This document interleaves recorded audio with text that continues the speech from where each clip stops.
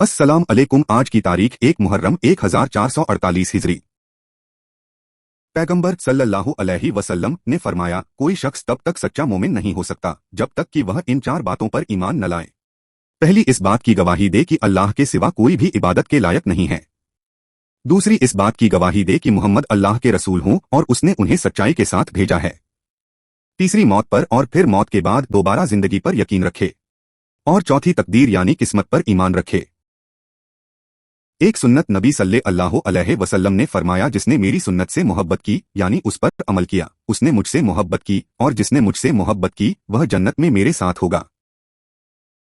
एक अहम अमाल की फजीलत।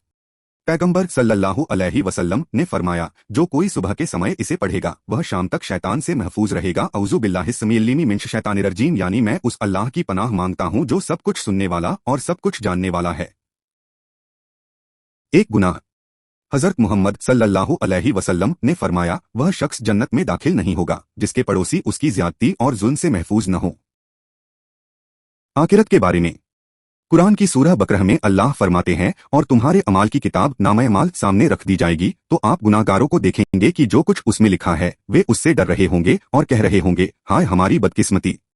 यह कैसी किताब है जिसने न कोई छोटा काम छोड़ा और न बड़ा, बल्कि हर चीज को रिकॉर्ड कर रखा है। कुरान की नसीहत।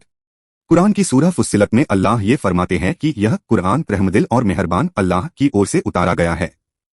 यह एक ऐसी किताब है जिसकी आयतें साफ साफ से समझाई गई हैं, और यह उन लोगों के लिए अरबी भाषा में है जो समझना चाहते हैं।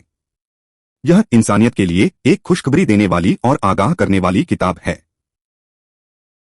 देखने के लिए शुक्रिया। ये वीडियो हर रोज देखें और अपने रिश्तेदारों, बच्चों और दोस्तों से शेयर करें। वीडियो लाइक करें और चैनल को सब्सक्राइब करें और दीनी तालीम को आगे बढ़ाएं।